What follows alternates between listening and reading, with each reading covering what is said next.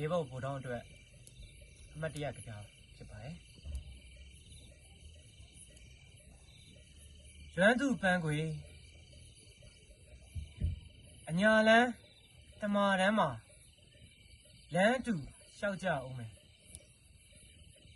အညာရိတ်တမာရိတ်မှာအတိတ်ဆိုးကောင်းအကြောင်းပေါင်းစုံပြောဖြစ်အောင်မယ်အညာမြေအညာလေနဲ့တိုက်ပွဲတွေအကြောင်းသူကောင်းကောင်းပြောလိမ့်မယ်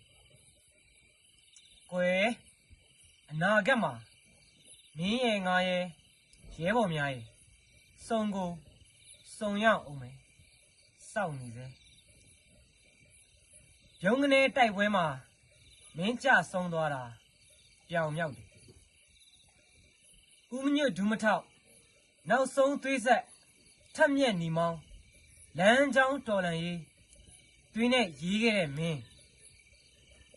အညာလန်းတမာတန်းမှာလမ်းတူလျှောက်ကြမဲ့ပြည်သူတွေ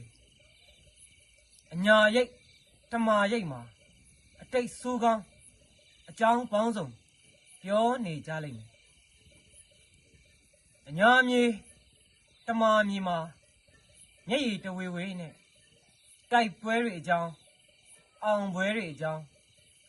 တရေကောင်းသမိုင်းလူတိုင်းနှလုံးသားမှာခွန်အားအသစ်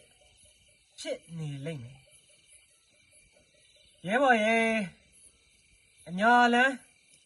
တမာတန်းမှာလွမ်းသူပန်းခွေဝေးနေတယ်မစိမ့်ပင်